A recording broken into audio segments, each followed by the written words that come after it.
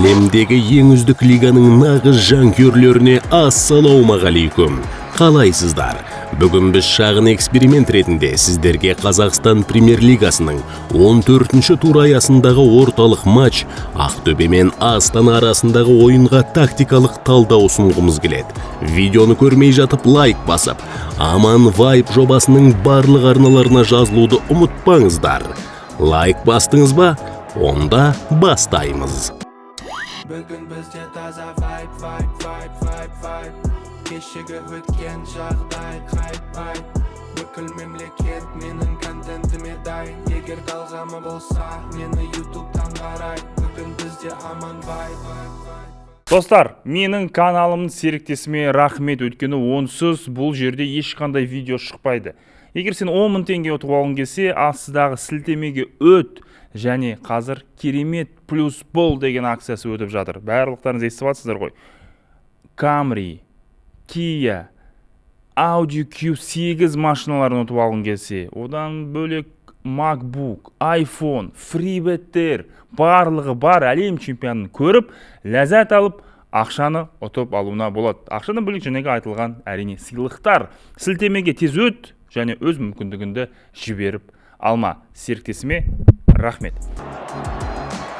Ақтөбе соңғы матчтарда өте жақсы ойын көрсетіп жүр. Соның нәтижесінде турнир кестесіндегі орны да әр тур сайын жақсарып келеді. Штефан Таркович шәкірттері өз алаңындағы ойынға 4-2-3-1 жүйесімен шықты. Назар аударыңыздар, дәл осындай схемаға қарамастан қосалқы құрамда Жылкович пен Зария қалды. Менің ақпаратым бойынша, егер клуб тағы бір легионермен келісім шарт жасаса, онда швед футболшысымен қоштасуы мүмкін. Ал Зария болашақта словак маманының жүйесінде негізгі ойыншылардың біріне айналуы ықтимал. Ал Астана өздерінің дәстүрлі 4-3-3 схемасын қолданып, белсенді жартылай қорғанысқа сүйенді. Елордалық команда башишсіз ойнауға біртіндеп үйреніп келеді. Ал команданың жаңа ойыншысы Александр Меркель қосалқы құрамда қалып, екінші таймда алаңға шығып дебют жасады. Астана өз шабуылдарын 3 ойыншымен бастайтын жүйені пайдаланды. Нақтырақ айтсақ 3-2-5 құрылымы.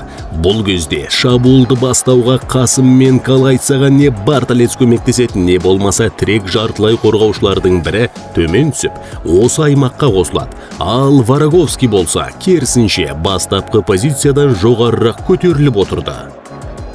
Ақ қызылдар қорғаныста 4-4-2 жүйесімен ойнап, негізінен ортаны жабуға тырысты және қарсыласын қапталға қарай ығыстыруды көздеді. Шамасы Ақтөбе бапкерлер штабының ойынша дәл осы қаптал аймақтары қонақ команданың ең әлсіз тұсы болған.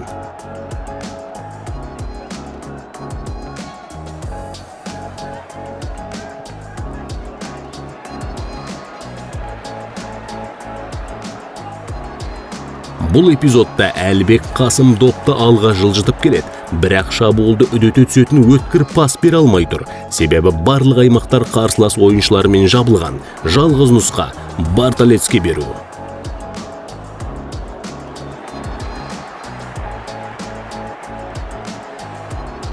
Енді шабуылдың өрбуін жылдамдатқан Жуковқа назар аударайық. Ол допты өзі алып шығып, қарсыластың айбалаңына дейін кіріп келеді. Осы сәтте Қасым немесе Қараман оның бұл ашылуына белсендірек жауап беру керек еді. Алайда дер кезінде әрекет болмағандықтан қауіпті сәт туындады.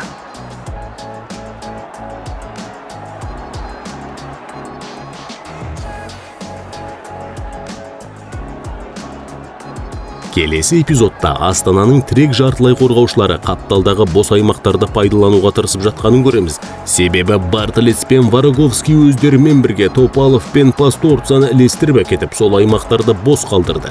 Дегенмен бұл әрекеттен нәтиже шықпай, Ақтөбе қарсыласын кейін ығыстырып тастады. Осыған ұқсас жағдайлардың бірінде ақтөбеліктер гол соғады.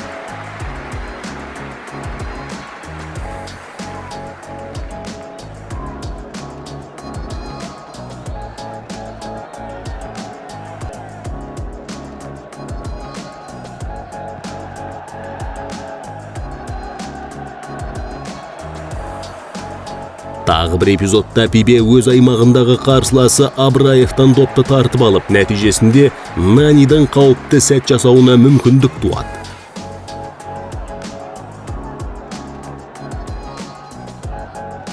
Ал Астана ойыншылары қапталдарда бош жүруді доғарып алаң ортасына дұрыс орналаса бастайды. Соның арқасында олар орталықта 3-2 артық қалып, сол басымдықты пайдаланды. Ал бұл сәтте Ерланов қорғаныстағы өз орнына үлгермей, нәтижесінде ашық қалған допқа дер кезінде жете алмады.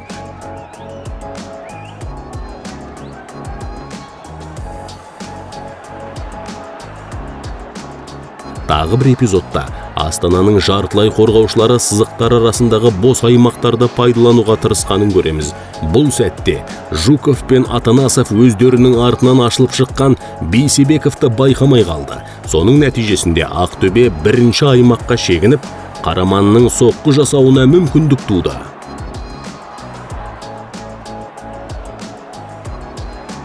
Астананың шабуылдағы эпизодтарының бірінде Барталес Топаловты бұрынғыдай Томасов тұрған аймаққа ілестіріп әкетпейді. Соның арқасында Марин Досмағамбетовпен бірге-бір қалып қойды.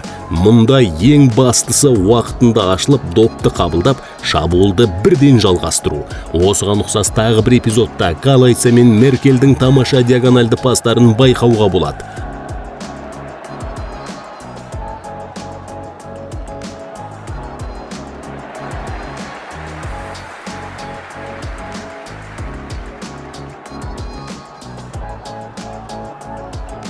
Ал Ақтөбенің шабуылдарына келсек, ерекше бір күрделі комбинациялар жоқ. Белгілі бір үйлесім бар, бір доппен сапалы пас алмасу бар. Атанасовтың жақсы диагональды пастарын да байқадық, бірақ Астана ойыншылары көп жағдайда қарсыластарына жақын жүрді. Дегенмен тек жай ғана жандарында жүргендей болып көрінді, өйткені допты тартып алу кезінде агрессивтілік жетіспеді. Жылдам қарымта шабуыл кезінде Топаловтың Барталеспен жеке қалғанын көреміз. Ал Латурнус Қасым мен Калайцаны өзіне тартып, байланыстырып қойды. Осы сәтте қараңыз, 37 жастағы Досмағамбетов 2-1 шығу үшін алға ұмтылды. Алайда Қасым пас бағытын алдын ала оқып, қауіпті сәттің алдын алып үлгерді. Тағы 2 эпизодқа назар аударайық. Бұл сәтте Астананың қорғаныстағы ойыны түсініксіз болып қалды. Мысалы, Томасов аса қауіпті тік пасты жаппайды.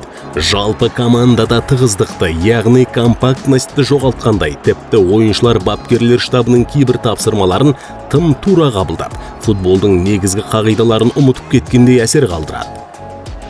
Мына эпизодқа қараңыздар. Жуков жалғыз тұр. Астаналықтар оған қысым көрсете алмай, еркін қимылдауына мүмкіндік беріп қойды. Қалайша Жуков бос қалады. Астананың ойыншылары қайда? Неге Томасов жалғыз өзі 3 ойыншыға қарсы тұр?